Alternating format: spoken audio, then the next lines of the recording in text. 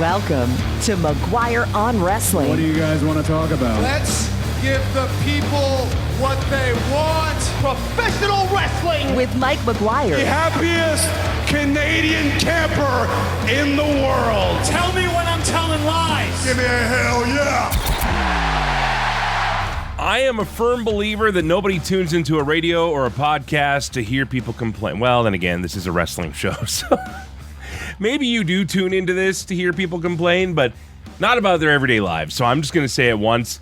I'm a little sick, a little under the weather this week, so that's why things are going to sound a little different here. But we've still got a great show for you lined up this week, talking everything pro wrestling, including some big business. This is a bigger deal, I think, than some people realize, but AEW getting their TV Rights Renewal Deal for not the most money ever, no, but still a substantial amount of cash considering how long they've been around and really the state of the wrestling business right now, with WWE being as hot as it is right now. AEW been doing what they can to keep going as well, but we'll talk all about that and more. But it is the lead story of the week, to say the least. Last week we talked all about the Mr. McMahon documentary, just like every other podcaster on earth, it seems, or radio show. And so if you want our thoughts on that, that is for you in the feed as well. But thank you so much for being here either way, on the radio or online. We're so proud to bring you this show. Got some special guests joining me today. Of course, Dave Meltzer will be here like he is every week, and we're going to talk all about this AEW TV deal. Plus, WWE's Bad Blood happened this past Saturday night. The Rock returned, and a bunch more. And it's all just happening every week. Big business, big talk, big stories, and lots of other interesting things here in the world of wrestling on McGuire on Wrestling. If you'd like to support the show, it's always appreciated. Just subscribe, leave a 5-star rating wherever you're keen to, as well as also if you'd like to give us a little bit of feedback. We love hearing from you. The Team MOW McGuire on Wrestling Facebook page is up and open for everybody to join. If you'd like to join that, we just ask that you answer a couple questions. That helps keep the bots out and make sure that we're not letting some weird people into the group to harass everybody else. But we do have a ton of fun talking about wrestling each and every week there. Plus, people have offered it. That's the only reason we have it. If you'd like to support the show financially, there is a tip option at McGuireShow.com. Also want to send a shout out to our friends at CKXU, who are one of the radio stations that air McGuire on Wrestling. They're a community-based station, and they are doing a big fundraiser. We'll tell you more about that next week. But if you want to find out details or listen to this show streaming live anywhere around the world, CKXUFM.com is where you go for that. Now, we have a lot to talk about this week, but before we go there, I had to give a shout out. Last week, I didn't get the chance to, but I wanted to say hello to my friends at Pure Power Wrestling in southern Alberta, Lethbridge, Alberta, where I'm based. They put on a big show at the local arena here. It's called the visitlethbridge.com arena. A great indie show with a main event steel cage match, and unlike most of the shows they've done at that big arena, they didn't bother calling in a name this time, like, you know, bringing in a WWE guy or an AEW guy or a TNA guy or anything like that. What they did was they turned the money back in on themselves. They invested in a brand new steel cage, brand new title belt, and I'm telling you, it paid off. It looked really good. But what's most fascinating to me is that in this steel cage match, I saw a lot of things there that I then saw this past Saturday night on WWE's Bad Blood, where they used the cage. I mean, obviously both guys got a ton of color. And I'm not saying that each show was on the same level, but it's interesting how at its core, pro wrestling is still just the basic struggle of the guy or girl you like against the guy or girl you don't. And they work their butts off to try and get as much reaction out of you as possible. So if you want to see a couple photos of that, head to the McGuire on Wrestling Facebook page or follow me at McGuire Show anywhere, and you can see that. If you'd like to reach out to me as well, would love to hear from you. McGuire Show at yahoo.com. You can do that. Originally, we were going to have another edition of trivia lined up for you this week, but as you've heard, and as I've said, a little under the weather, plus I'm in the middle of a move. So we are going to open it up to 2 new contestants. Shane has decided to retire as a champion. So if you'd like to be a part of the listener lockup trivia challenge, send me a message and let me know. I know that Perry Delbridge out of Calgary, Alberta, he wants to be in on this, so maybe we'll call him contestant number 1. But if you'd like to challenge him or get in on the pool, stay tuned for more info on that as well. Coming up this week, AEW and WWE both make some impressive strides on their business side, but how are things looking for fans? Also, WWE Raw returns to 2 hours for the first time in years. What we might look forward to on this Monday night show. Some AEW stars are asking for your help after a massive natural disaster strikes where they live. Plus, your feedback on WWE's Bad Blood. Joe Aguinaldo will join me as we go through some of your comments in another rousing edition of Yay Boo. That's all on the way, but first, here are some of the big stories from the past week. We call it the 5 count. You want to hear the breaking news?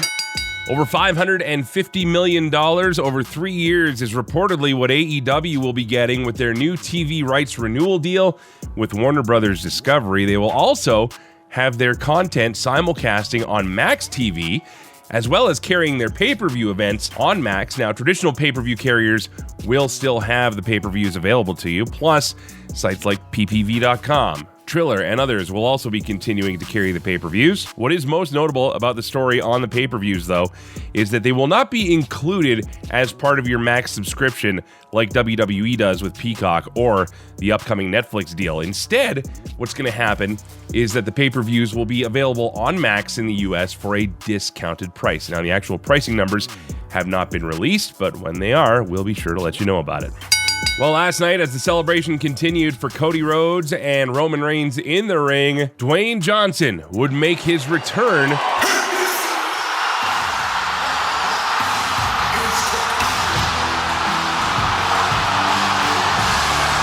Staring down the winners of the main event at WWE's Bad Blood last night and leaving a lot of question marks in the air. Other quick results saw Liv Morgan retain her championship against Rhea Ripley. Nia Jax also held on to her title, defending against Bayley. Damian Priest beat Finn Balor, and CM Punk would be victorious in the Hell in a Cell match against Drew McIntyre. We'll have full coverage, including your feedback with Yay Boo, on the way in just a few minutes. Well, Hurricane Helene did a lot of damage in the southeastern United States, particularly in North Carolina, where Adam Copeland, also known as Edge, and FTR had set up a GoFundMe account to try and help out some local charities here. Now, at last check, they had raised over $65,000 US, but they are still encouraging fans to support any local organizations in that area if they are able. Copeland had this to say on his Instagram. We have been dealing with Hurricane Helene or Helen or and just trying to dig out, really. Thankfully, we're fine. Kids are fine, dogs are fine, we're fine, but we're getting out in the community and just seeing the massive damage that has happened to this area. Entire town's just washed away. People still unaccounted for. It's really bad. Again, if you'd like to find out how you can support those organizations, follow FTR or Adam Copeland on Instagram. They have links in their bios. This Monday night, it's the return of a 2-hour Monday Night Raw. Expect format changes, expect maybe shorter matches. We don't know actually what to expect, but one thing's for sure, this will be happening at least for the next 3 months. After that, all bets are off as Monday Night Raw will move to Netflix. Now, across Canada and the rest of the globe, it's actually going to be all on Netflix starting this January, but the 3-hour SmackDown could also be a reality in our future here. Word is that change will be happening as soon as the first Friday in January of 2025.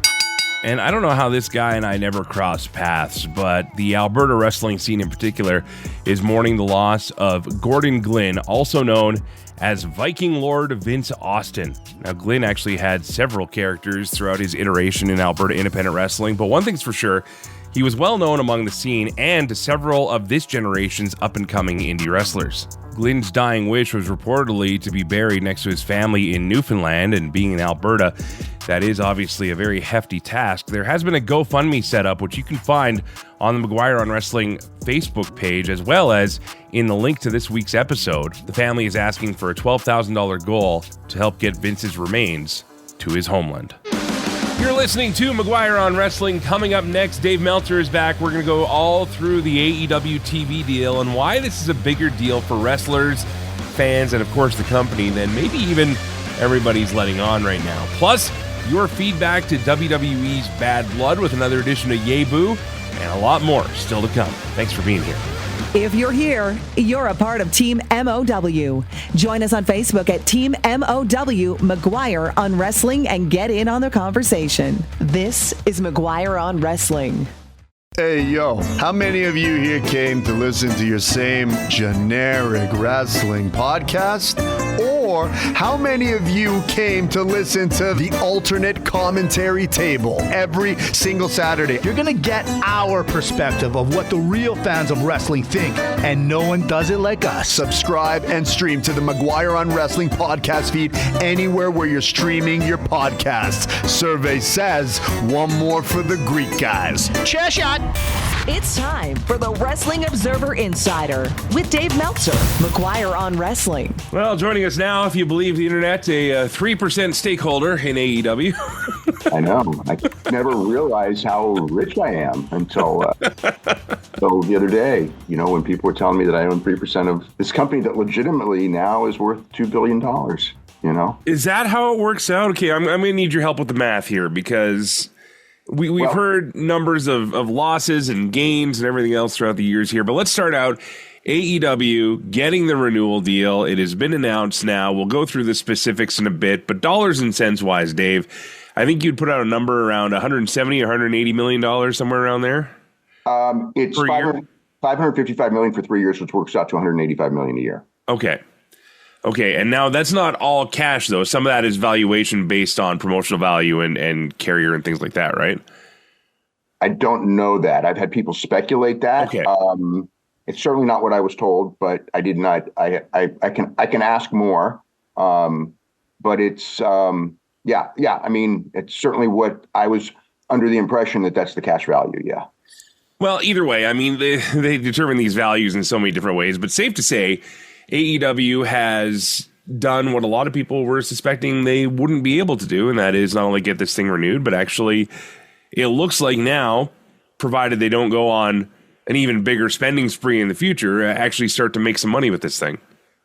A lot of money. I mean, it's on paper they're fixing to make, you know, I mean it just depends on how much they want to spend and how much they want to reinvest and everything like this, but they're comfortably in the black with a big margin, at a margin that no wrestling company other than WWE has ever been, and even with WWE it hasn't been at that level. I mean, I would say WWE in a lot of the years, I'd have to go back and look at year by year for WWE. But I mean, WWE's never been at this level until the Austin era, right? And even the Austin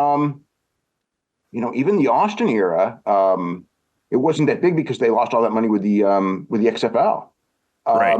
So it would be bigger than like the last, whatever it's been, 7, 8, 9 years or more. I would have to look it up. I mean, once they started getting these really big television deals, which were the last two, you know, WWE would be comfortably way ahead of this number. But before that, this would be bigger than WWE most of the time. It's the second most profitable. It will be next year, the second most profitable wrestling company of all time, second largest grossing wrestling company of all time, comfortably. I mean, like, you know, nothing even close.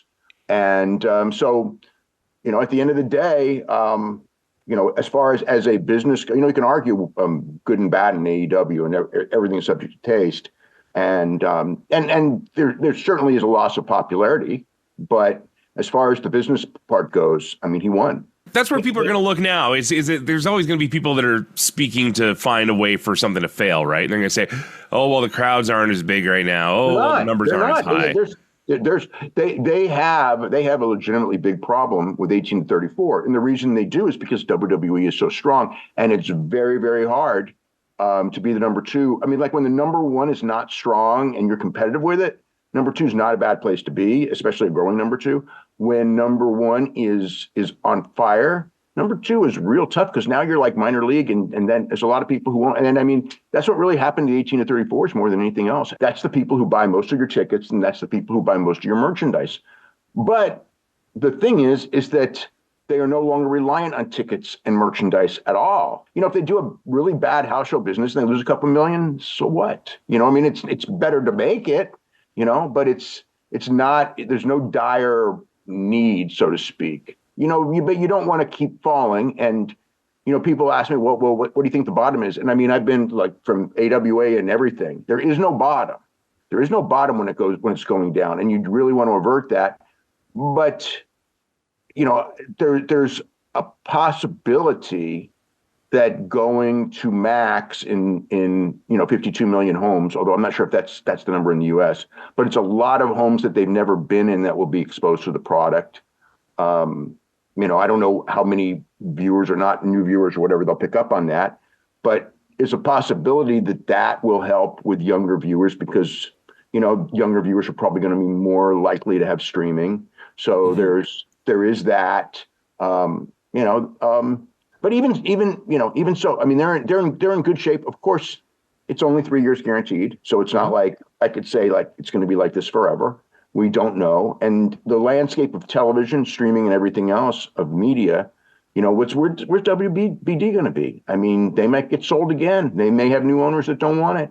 I mean, it's not like it's fine for a couple of years, but I don't want to say it's there forever, but they will make more money with these 3 years in these 3 years than they spent to start it. So I mean, they'll be way, way, way in the plus when these 3 years are up. And then, history says that the next deal is probably going to be up because for hockey and for baseball and for basketball and everything, even when ratings were down, WWE too, the deals go up.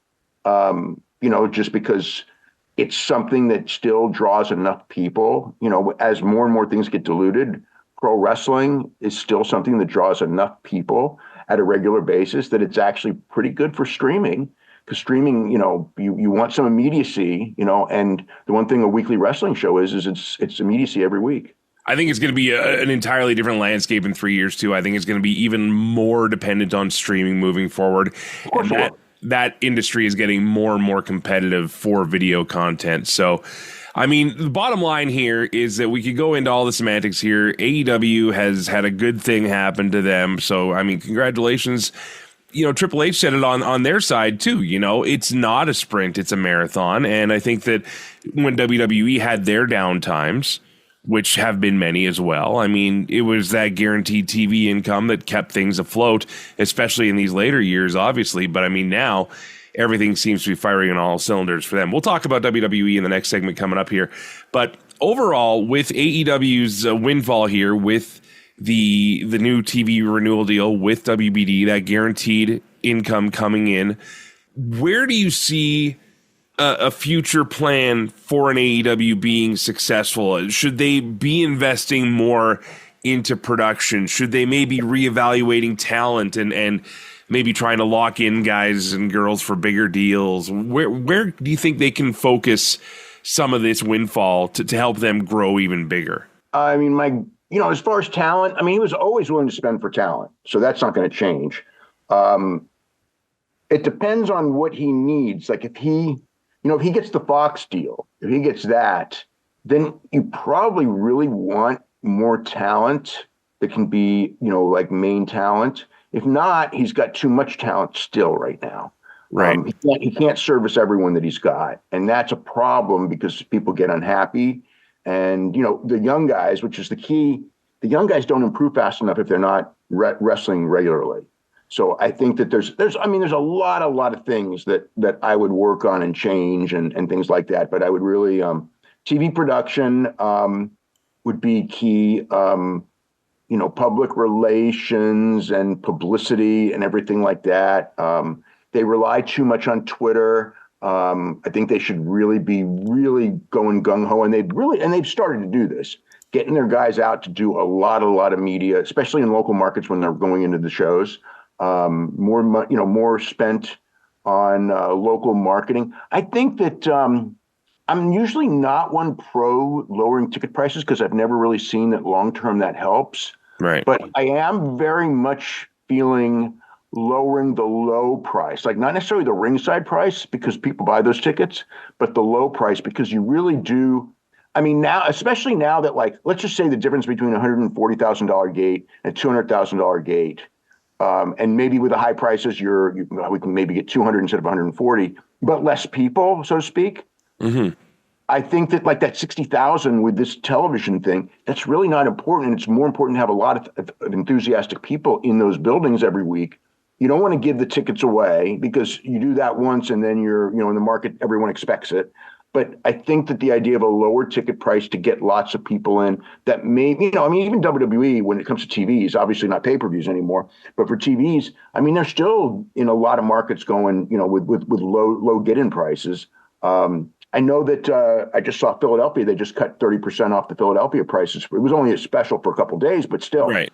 So they're not immune to it. And look how hot they are. And AEW does that all the time. Like late in the game, they'll do, whatever it is, 3 for the price of 2 or 4 for the price of 3 or whatever. They're not doing, I haven't seen a lot of 2-on-1s, and I haven't seen a lot of papering. I think it may exist in some cases at the end, but, I just think that like the key is to get more people in the door to create a better atmosphere and also be able to light the arena up and not have the empty places, because I think that makes better, just a better feel. Because the one thing with AEW has been, as a general rule, they're a lot hotter for the wrestling matches. But when you have a small crowd, they start to get that feel of it's not cool and they don't really make as much noise. And it's kind of like they sit there. And then that makes the TV scene kind of dull. And you don't want that. You really want to do everything you can to make this TV product lively. One of the things I think WWE's done really well is they're really encouraging people to bring signs. And I don't know if that's the right thing for AEW, but just little things. Come up with, you should have marketing people just come up with new things and new ways to market this thing. I think that's really important. And that's what I would really focus on, is marketing of local marketing and national marketing too, of the product itself, not even necessarily like, we're going to market this pay-per-view hard. That's cool, of course. But just market the AEW name and try to get your guys onto bigger mainstream platforms so people know who they are. Also, I think that you need 1 or 2 signature baby faces, because they turn everyone and then guys leave a lot too, which is, you know what I mean? It's like, I just think you want a consistency of somebody, like Cody Rhodes has been for the last several years, just somebody who is your top baby face, who you're really not going to turn and can go on media and be the nice guy and everything, and then sort of the face of the company, as opposed to guys who are heels on television, but then they're baby faces in the media, which is fine now too. But I just think that they've been lacking, I think, for a long, long time, really since Punk left.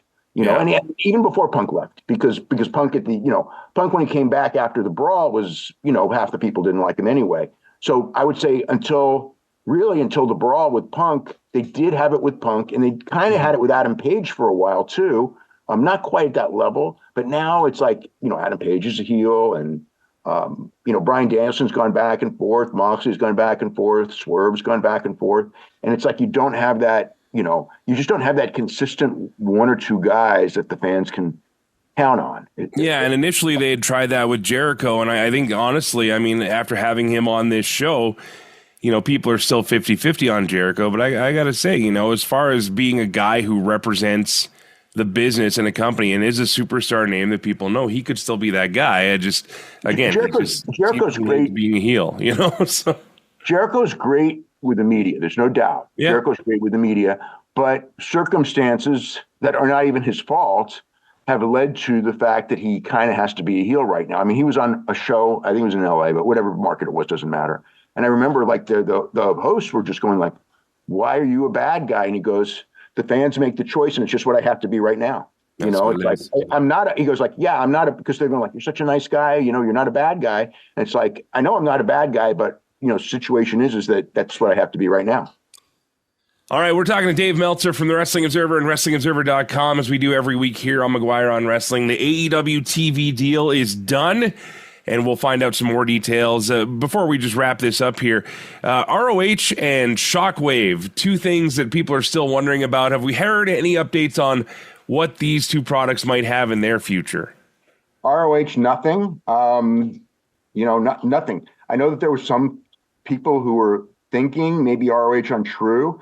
And I suppose it could still be possible, but I certainly have not heard anyone talking about ROH. I've heard people talking about True, but in vague terms. Mm-hmm. And as far as Shockwave is a show they're trying to sell to Fox, which would be it'd be gigantic for the company. It'd be, a game changer in a lot of ways, but that doesn't mean the deal is going to get done. just that they're in talks. Well, I think I was listening to, I think it was John Way over on Post, and they were talking about how the week that Fox went without SmackDown, they put up a huge number about how their numbers were so great since, wrestling. They didn't say WrestleMania. The Friday numbers are good with football. Absolutely. College football. Yeah. And then WWE came out the next week saying, oh, look at how great we're doing here and da-da-da. So, I mean, it's interesting to see what Fox's attitude towards wrestling is going to be moving forward. But obviously they're open to it to a degree, but the deal is they don't want to lose money on it. And WWE was a money-losing proposition for them because the rights were so high.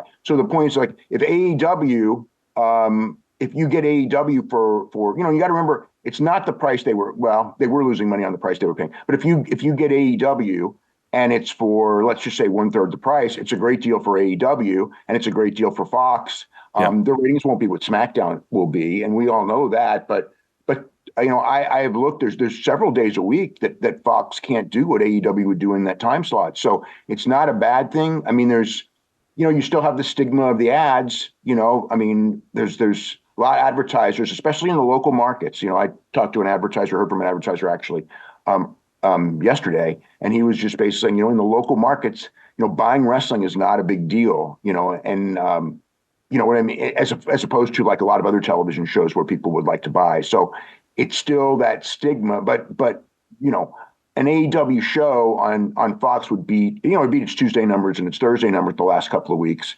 And those are the nights that are in consideration, Tuesday and Thursday. Thursday, unfortunately, would go against the NFL during football season. I don't think Tony Khan wants that. And it would not be great numbers because of football. Tuesday, you're going against NXT. There's no perfect night anymore because every night's got football or WWE or AEW. Or something. All right, there you go. Coming up next with Dave Meltzer, we're going to talk all about WWE situations, including thoughts from last night's Bad Blood pay-per-view.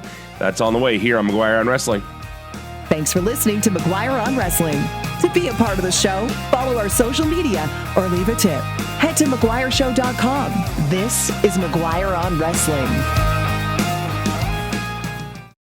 If you like McGuire on Wrestling, you need to subscribe to the free McGuire on Wrestling podcast feed. Not only do you get access to the show a day early, but you also get free bonus content every week. Share a laugh with Mitch and Dimitri on the alternate commentary table. Oh, I'm Cody Brown. Look at me. Now, if this was Damian Priest, he'd apologize. He probably would have apologized. Follow along with the film career of one of wrestling's biggest stars with We've Seen a Movie. Basically, I'm just watching John Cena play his wrestling character. If John Cena was a raging alcoholic Atlantic City mooch before this.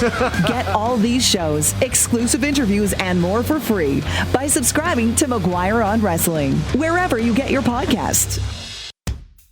Welcome back to McGuire on Wrestling. We're back with Dave Meltzer. We just went through the entire AEW TV deal to a degree. I mean, obviously, you've got a lot more great coverage. If people want to read about that, WrestlingObserver.com is where you can find out all of Dave's coverage of that. But also, I want to invite you to go back and check out this episode. If you're listening on the radio, McGuire on Wrestling podcast feed is up and ready for you to subscribe anytime. Always free, always about pro wrestling. And Dave, it was Saturday night. WWE's Bad Blood pay-per-view took place in Atlanta, Georgia. I was actually on board with this thing from the intro. I thought the comedic sort of intro between Cody Rhodes and Triple H, that actually reeled me in quite a bit. And then when they got to the show, it had its issues, but for the most part, I mean, things pretty much turned out the way you kind of expected here. What do you think of the show? It was not unpredictable, that's for sure. I mean, Rock coming in, I don't know. Like, but by the day of the show, I think people saw that one coming the day before because that's when people started talking about it a lot. But I don't think the show was unpredictable. But I thought that the first and last match were executed great, and I mean, it's easy watch. I thought it was a good show. Especially Punk and McIntyre. They had really a hell of a cell match. Interesting move to not basically cannibalize on their own potential audiences here, starting the PLE an hour earlier. Do you know if that affected anybody's viewership at all? Like, did you notice a lot of people tuning in later? We won't know that. I should know that by the end of the week. Yeah, I'm just wondering if on Twitter or anything, if you saw anybody that was like, "Oh, geez, I didn't know it was on an hour earlier." No, I didn't really hear that. They pushed it well during the week. So, I mean, the thing is with, they varied the times. I mean, it used to always be 8, then it became 7. This was 6, but then a lot of the B shows have been early afternoon because they've been from Europe and Saudi Arabia. So I think people know that there's no set time. The next one's at what, like in the early afternoon, early afternoon, depending on where you're living. Yeah. So I think WWE fans know enough that it's not like UFC where it's always 10 o'clock Eastern. WWE, it varies based on where you are. And, I didn't hear people go, oh my God, I forgot. I haven't seen anything on it. So I think, and the other thing too is in tracking the pay-per-views, you would think that those early shows would not do as well as the primetime shows, but that's not the case anymore.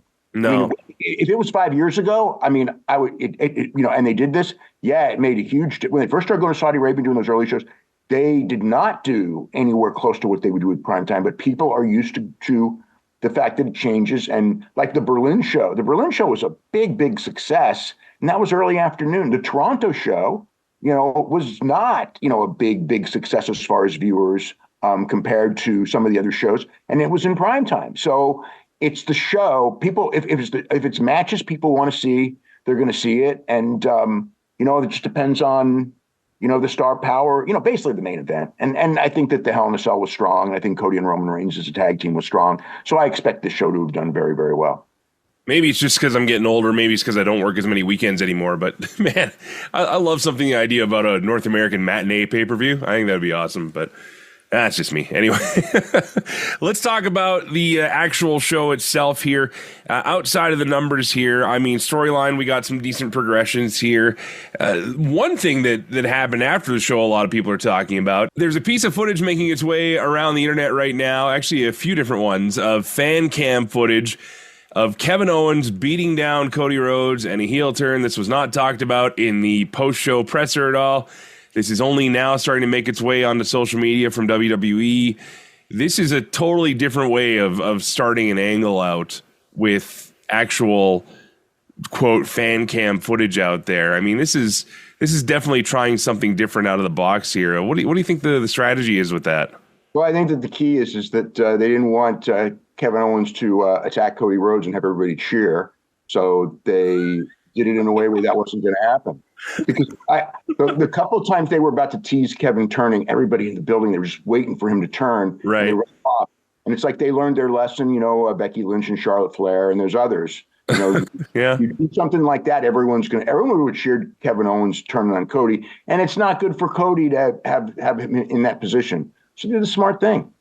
That is actually smart now that you think about it that way, because I was thinking, okay, so they're obviously going to try something viral with this, but that is a great reason right there, because I've been there where heel turns have happened and people lose their minds and cheer like crazy. Because right. And you don't, I mean, that's, if it's an undercard guy, it's like, it's just part of the business, right? But yeah. Cody, you don't want Cody Rhodes to turn into John Cena. And right. Nothing against John Cena. He was very, very effective, but I don't think Cody Rhodes as a babyface going 50-50 with half the fans booing him, I don't think that that's a good thing for him at all. It didn't really work in AEW either. And you don't want, once you start that, it's really hard to reel it back. So it was really smart not to make sure it didn't start. I think it was really, whoever made the decision, obviously Levesque is the final decision maker on something like this. I think he really made a smart decision because I was watching those things where Kevin's got the belt and then Cody turns around. And those people kind of groan. It's like, oh my God, they were ready to pop big for Kevin nailing him. And you just don't want that when it comes to Cody Rhodes. If it's somebody else, it's not as bad. But Cody Rhodes, again, Cody Rhodes is the guy that, he's got to be there for Rock and everything, and he's got to be a babyface at least for a little while. And really probably you want him as a babyface for the long haul, but, and maybe the fans will get tired of him. You'll have no choice. But yeah, I wouldn't put it in a position where you're forced into that decision, either. But especially when Cody and Roman Reigns is such a major part of the big stuff, big picture for 2025. Well, Cody and Roman Reigns definitely a big part of the picture, but he did make his return back to WWE, like you mentioned earlier. A lot of people were speculating The Rock was going to return. He did just that. Now, it was interesting because he came out at the end of the show where Cody Rhodes is being handed back his championship from Roman Reigns. It seems like they're going to be copacetic for the moment. And then The Rock comes out here. I mean, the new bloodline, they've been kind of hurting for some credibility in the win department as far as getting over on some big guys lately.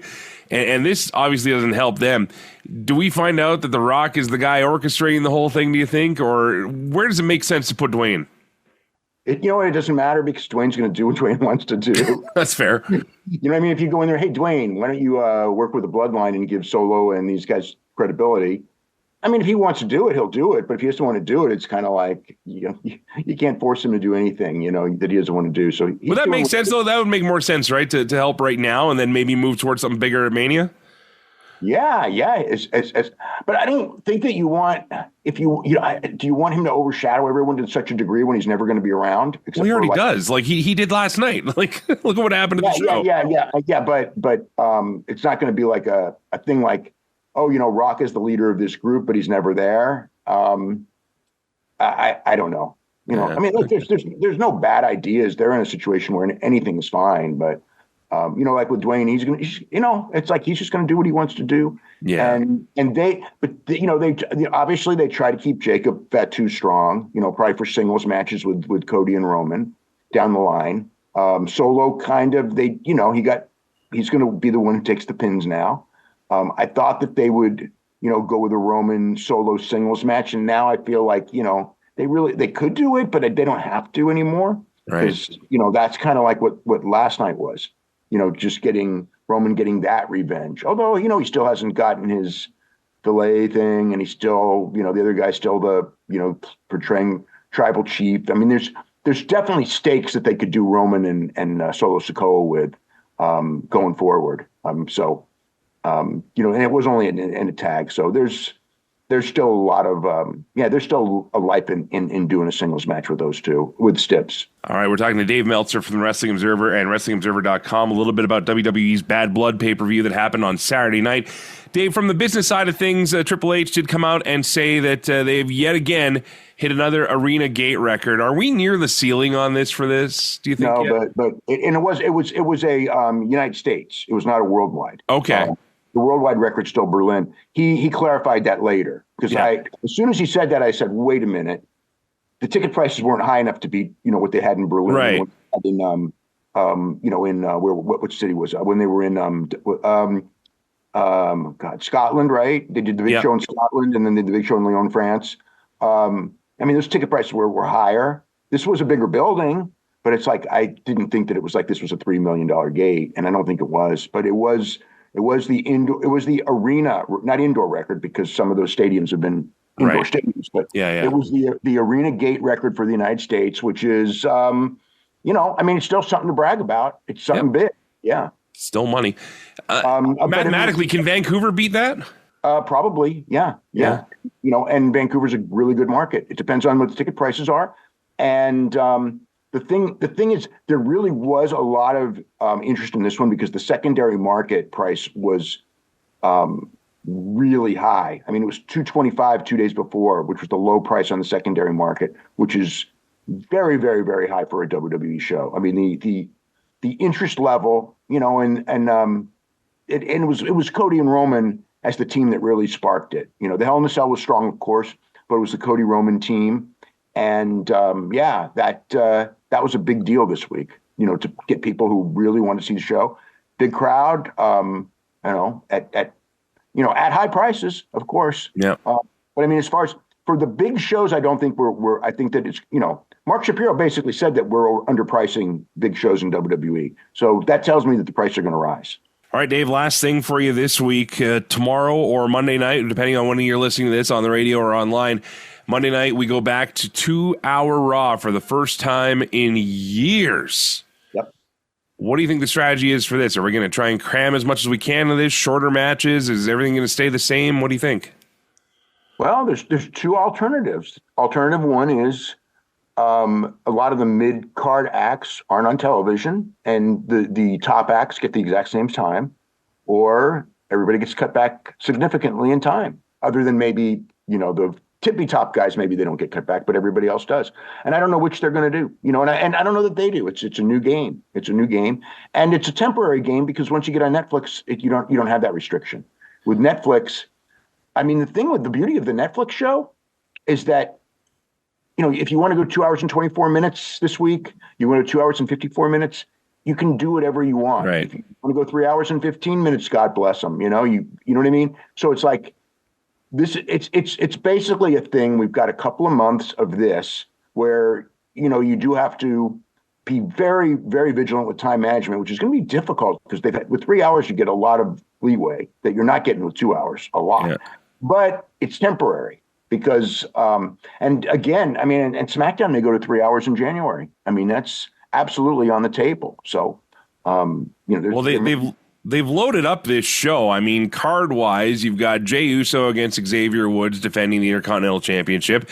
You've got Gunther and Sami Zayn for the world title, and then you even got this interesting undercard match between Pete Dunne and Sheamus here, and a bunch of other stuff. Obviously, fallout from the PLE. I mean, it's going to be a loaded show for 2 hours.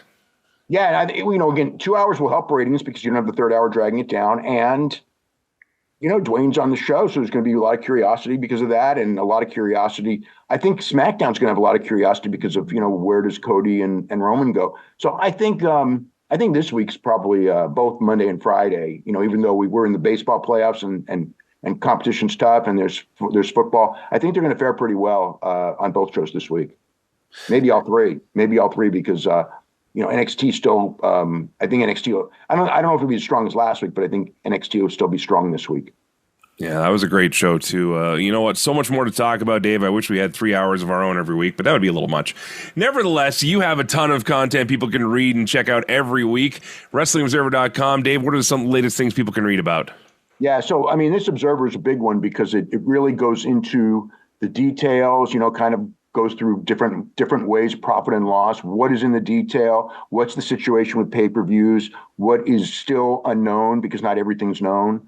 Or still to be determined. So there's basically goes through every aspect of that deal and what it means. And then we talked a lot about the NXT. How the first show went business wise. A lot about, we always cover the ratings in depth, but that deal is probably the big thing. And then, just the different shows from all around the world, all the TV tapings, the interest level of this show. And then next week, we've got the AEW pay-per-view as well. So that's gone into, and, that's the main thing. But this is a big issue because of the lead story. This is to me, I mean, with the exception of Vince being finally gone, this is probably the biggest story of the year. This is a landscape changer for wrestling for sure. Absolutely. Yeah. Love it. All right. Dave Meltzer from the Wrestling Observer, WrestlingObserver.com. I'll let you get back to your Twitter feed, which I'm sure is nothing but paradise right now. And as always, we'll talk to you again next week. Thank you, sir. Okay. Have a great week. Coming up next, we'll walk you all through WWE's Bad Blood with your feedback with another edition of Yay Boo. This is McGuire on Wrestling. CKXU-FM 88.3 in Lethbridge is Southern Alberta's true alternative radio station. The cream of the crop! Nobody does it better. Proudly carrying McGuire on Wrestling every week. Yeah. If you're looking for something different to listen to, This is gonna be a slobber knocker! check out our NCRA award-winning lineup of programs or stream us anytime at ckxu.com.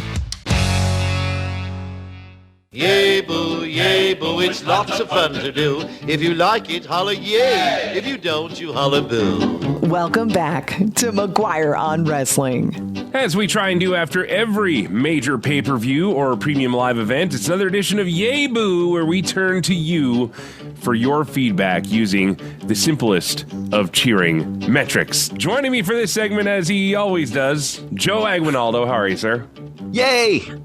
Or should I say, what is it? Brian the Neck Heyman? I still don't know where that came from, but I don't either. Okay, well, all I know is that I produced your little intro for the show yesterday. And if you want to check it out, it's on the intro to the alternate commentary table that posts on Saturday on our podcast network. If you're just tuning in now, by the way, again, I apologize. I am sick. little stuffed up, a little plugged up. I did do a COVID test. It's not that. Yay! So it's just the regular annoying cold that makes you still want to stay home anyways, but you don't get to because you don't have a positive test. Anyway, exactly. Yeah. I'm just practicing for the second. Yeah, I know you're warmed up you're ready to go for this. So what we do is we go through every match on the card from WWE's Bad Blood, and I even added a bonus segment in here tonight because there was something that happened in the middle of the show. But Joe, shall we get to Yay Boo for Bad Blood 2024? Let's do this. All right. We start. Actually, you know what? I didn't put this in the listing, but I have to give a big yay to the intro for the PLE because Cody Rhodes and Triple H, and they were setting up this whole stakeout vignette they've been running for the last couple months here with Cody Rhodes and Metro Boomin outside of the arena for the show. Triple H says to Cody, yeah, I want you and Metro to stake this place out. And Cody's like, Metro Boomin'? Triple H's exact words were, how many other fucking Metros do you know?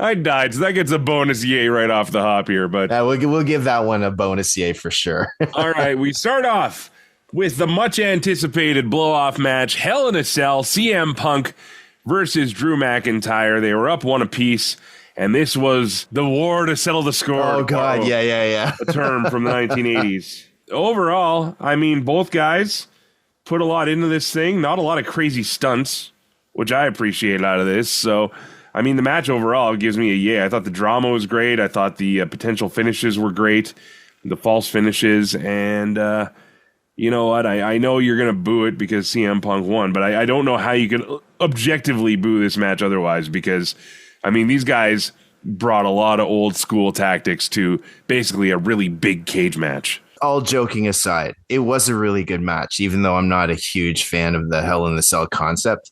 Right. But yeah, I'm going to boo it. Too bad. Yeah, because Punk won, and that's the only reason Joe does that. If I could swear on the radio show, I would say something, but I'm not going to because keep it family friendly here. Exactly. But boo.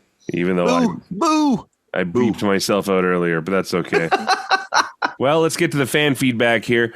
Joe, why don't you go ahead and read what Blaine had to say? He says, took a while to get going, but man, when they did, they knocked it out of the park. Great way to end the feud, and I especially like the finish with the bag of beads and the GTS with the chain. And he said that this should have closed the show as well. I agree with that. I thought that it was a great blow-off. I mean, we would find out why it didn't close the show at the end, but overall, it's hard not to agree with that. Eric Pancratz just gives it a simple yay, which is fine there. Joe, I'm going to give you Devin's comments. Go ahead. Devin says, yay, absolutely ruled. The match was everything I wanted from the feud. Both guys were leaking blood as they should have.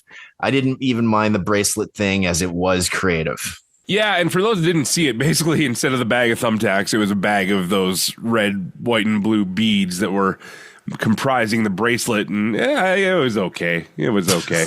I mean, I'd rather they do that than shove thumbtacks in each other's mouths. Fair, but I thought that might have been a little too overthinking it. But again, I'm very biased towards this match because of who won and who lost. So Randy says, yay, reminds me of the older Hell in a Cell matches. Sal also says yay. Both Robert Kempton and Nigel Maxwell also give this a yay. Next up for the WWE Women's Championship, it is Nia Jax defending her title against Bayley with the looming Tiffany Stratton with the Money in the Bank cash-in potential there. And so far, a lot of people kind of saying the same thing about this match. It didn't go quite as smooth as they'd hoped. Yeah, I mean, I wasn't expecting much from this pay-per-view anyways, because it was more of a, sort of a placeholder. It's not one of your tentpoles. So I actually didn't have a problem with this match. And I like the let's call it the shenanigans with Tiffany Stratton with the Money in the Bank. So I'm going to give this a yay. I thought it was a fun match. It wasn't horrible. And I didn't want to see Nia lose this yet anyways. I think it's too early for her to lose. I think a lot of people are on the fact that these two just didn't have a good night in the ring together. There were quite a few spots that were kind of blown, and that's where a lot of the criticism seems to be coming from. We'll start off with Christopher, who says, boo, quite a few mistakes in this match. Blaine follows up, match didn't really make it for me. Parts of it were very sloppy, and I still didn't buy this version of Bayley as a babyface. The hugger felt a little more genuine. This just kind of feels like she's almost mocking herself. He also isn't a huge fan of people trying to cash in to turn a match into a three-way, which I agree with as well. I think that the opportunistic potential for that briefcase is what makes it so appealing. And then one more from Devin here, who says, boo between having Nia in there and then Bayley's knees being gone. It was rough. Oof. All right, tell us how you really feel. Robert says, yeah, you know what? Kind of unanimous boos across the board for this thing, which is sad. But yeah. I thought it was a fun match, and I like the story of the match. But I don't disagree that it was a sloppy match. I mean, I thought that which match was it? It was when Bayley got that power bomb on her. I think it was like Raw or something like that, or one of the last PLEs? But I thought that match was better in ring. But overall, I didn't have a problem with this. Oh, that was huge. I'll never forget that moment. Yeah. All right, next up, Joe, I'm going to get you to take lead on comments here. Damian Priest versus Finn Balor. We'll start with Blaine. He was surprised to see a clean babyface victory. He expected at least a post-match beatdown for the heels to get their heat back. To him, it suggests that the program is over. So I guess that's a yay. Oh, wait, hold on. Yes, and then he commented right after, yay. Christopher says, yay, was great to see Priest get this win. Could lead to him finding a partner to relieve the Judgment Day of the tag team titles. Yeah, maybe. Both Eric Pancratz and Devin Axman both gave this a yay, with Devin saying that he enjoys Priest. However, Robert Kempton looks like he gave this one the lone boo. Personally, I like this match. I thought it was a cool match. I'm digging Damian Priest, and I do like the clean finish, so I gave this a pretty solid yay.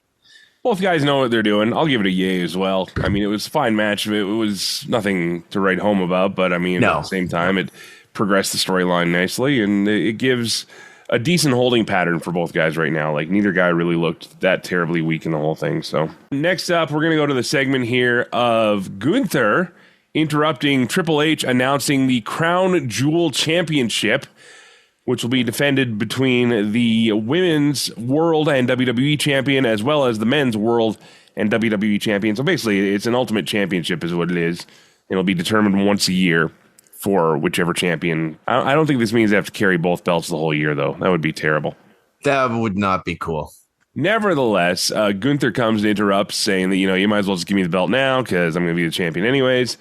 And then it led to Bill Goldberg, who was out in the crowd, being called in by Gunther, who, in Calgary, Alberta, in front of these very eyes, testified to Bret the Hitman Hart that Bill Goldberg was actually his favorite wrestler growing up. That turned out, Maury Povich, to be a lie. They started a confrontation, but really what ended up happening was Sami Zayn coming to the ring, attacking Gunther, and thus getting ready for their title match, which is this Monday on Raw. Yeah, I'm going to say...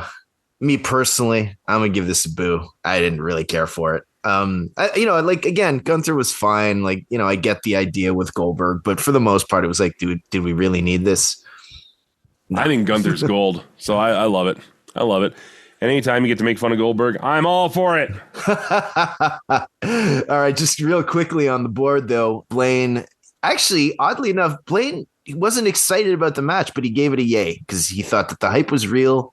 And that, that's what Goldberg is best at. Robert Kempton also gave it a yay. He said kind of what you said. Anything with Gunther is gold.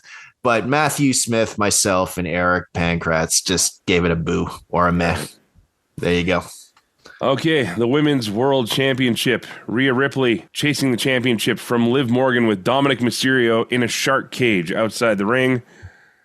I was yay on board with this match until the cage business outside, where Dom is hanging from the cage upside down. Rhea could have won the match, won the title, and then gone and whipped Dominic like a piñata, because that's literally how he's hanging there. He's just hanging there, and she's got the kendo stick. But then we have Raquel Rodriguez come in. The match gets thrown out. That actually made this a boo for me. I agree. Stupid babyface. I just can't handle when I see that. I understand the heat with Dom. I understand Raquel Rodriguez, but it's like you're trying to win this world championship back. Best way to get at anybody is win it back. And Rhea's like, no, I'm going to hit Dom because he's hanging there. And I'm like, no, come on. Win the belt first. He'll still be there a few minutes later. Come on. And the thing is, how much I despise stupid babyface syndrome. So just going really quickly to the board, Blaine, our pal Blaine, said, yay, almost the exact finish that he predicted with Raquel returning. Though the whole thing with the ref allowing Rhea to attack Dom, but then calling for the DQ was kind of lame. I had given it a yay initially, but then stupid babyface, so I can't handle that kind of stuff. Robert Kempton gave it a boo. Same with what we're saying. He loved it until the end. And then Devin Axman said boo and a lot of Z's, so I assume he took a nap during this match. Or he fell asleep on his keyboard, one of the two. Or it could be that too, yes. Okay, and the last match on this card. Ladies and gentlemen, your main event of the evening. It was the Bloodline of Solo Sikoa and Jacob Fatu taking on the band leaders of Cody Rhodes and Roman Reigns. And the bands alone involved in the entrances for these guys, okay? So you have the marching band that went viral for doing Cody's theme on the football field a few weeks back. They came and did it outside of the ring. And I have to say, Joe, I would take your version of Kingdom versus any marching band's version of Kingdom ever. Oh, that's not good. I don't know if it was mic'd wrong or what, but like the high horns were right in your face. And I couldn't imagine being at ringside. You know, you paid like, what is it, $11 billion for your ticket. And then you're just getting some dude with a trumpet just blaring it in your face to, I am my kingdom. But it sounds worse than that because it's a trumpet. Anyway, that was okay. Their timing was off, though. And unfortunately, I think it was a glitch overall because somebody missed a cue. But the whole marching band intro thing, we've done it now. We don't need to do it again. No. In fact, we've done it before, too, because Cena's done it. And I seem to remember another one doing it somewhere down the line. But anyway, the marching band then turns into a huge string orchestra. And that's how we get Roman Reigns to the ring. So, if anything, I don't care about the match. The people wranglers in this segment, like whoever had to coordinate a marching band and an orchestra within the same entrance, they get a yay. I give you that. I'll give you that for sure. They get a massive yay because celebrity or people wranglers, that is not an easy job to do. Dude, I've seen people try and get a band of like 3 people on stage and have more problems than that. So, I mean, very, very impressive there. Let's get down to business here, though, with the yay boo feedback from the fans. And Joe, I'll let you start. So it's kind of weird because only a few people actually put yay or boo. Everyone else just made comments about it. So let's start with Blaine. He actually said it was a boo until Dwayne showed up. He feels that the only thing that could have won the argument of why this match went on last over Punk versus Drew was because of The Rock. He wrote a bunch of stuff here, but he kind of said the same thing about the entrances. He said that they were kind of lame in the marching band with the marching band and orchestra, and he didn't really care for Cody having to take a backseat to the Bloodline angle. Let's see what else. Eric Pankratz, he just gave it a yay. So did Robert Kempton. Devin Axman said the match was boring and seemed off the whole time. Maybe it would have been better if it was 10 minutes shorter. He said the returns were cool, but like every Bloodline match, you're just waiting for them. So I'm going to assume that's a boo. I wonder if they had to stretch the match because Dwayne was late. You know, that's the big reputation he's had lately is that he always shows up late to things. Anyway, my favorite comment in this was actually Tips McGee, who just posted Krusty the Clown. What the hell was that? Yeah, and I'll admit I'm mainly a boo on this because I'm just done with the Bloodline thing. And look, I get it; it's popular. You know, it's Roman Reigns. He's one of your stars. I'm not knocking that, but I'm just done with it. And it just, yeah, I was like, it was like, to me, the whole match was, you know, we're waiting till the end for something to happen. And really everything happened in that last like 5 minutes. And that was it. So, but as many wrestling veteran will tell you, it's all about the finish. Everything is about the finish. You can have a great match, bell to bell, but it's all about how it ends. And where I'm going to give it a boo is actually on the lack of clarity for why The Rock was there. Overall, though, I think magnitude-wise, star power-wise, I mean, Bad Blood felt way bigger than a B pay-per-view to me. It did. So I think overall, I'll still give the show a yay. You know, we did great. We could do better. This is the lament of the modern wrestling fan, is that we always want everything now, and sometimes we got to wait. So I'm going to wait and see what happens. Yeah, like, again, I'm with you. I didn't consider this like, this is definitely not, say, a SummerSlam or a Royal Rumble or anything like that, but it was a pretty good show. And, I had fun with it, and that's really all you can ask for. Hey, although I will throw this out there, because I don't know if you saw this, but after the fact, they've been showing footage of Kevin Owens attacking Cody. Have you seen that yet? Yes, some quote-unquote fan cam. We talked about it earlier in the show here. I guess we'll find out Monday or maybe Friday, more likely, what happened there and what's to come here. But nevertheless, it adds more fuel to the fire. This is what you get for teaming with the Bloodline, Cody, I guess. I don't know. The one issue I have with that whole thing is the car that Kevin Owens drives out with, because it's like, that's not a Kevin Owens car. Like if he got into a pickup truck, I would totally understand. It's a sensible vehicle. He's a family man. How dare you knock a fine sedan? He's trying to save money on the rental cars. Even your dog's not impressed. All right, well, there you have it. Another edition of Yay Boo based on WWE's Bad Blood PLE. Watch it in Canada on replay while you can, because Sportsnet has gone all screwy now. They're like the partner that is walking out of the relationship. Like, they're taking everything away slowly here as Netflix gets ready to take over in January. But that's it, my man. Thank you very much, Joe Aguinaldo. Appreciate you. Anytime, brother. And that does it for this week's show. I'm going to go find myself some hot soup and a blanket and get ready for another week on the radio. Hopefully you can join me there. And if not, we'll get back together next week right here, either on CKXU or in the McGuire on Wrestling podcast feed, where, again, thank you for listening and letting me do what I do. Until next time, play safe, drive safe. Be seen ya. McGuire on Wrestling, online and on the radio. Listen to the show Mondays at 4 p.m. Mountain Time at CKXU.com, wherever you get your podcasts, and at McGuireShow.com.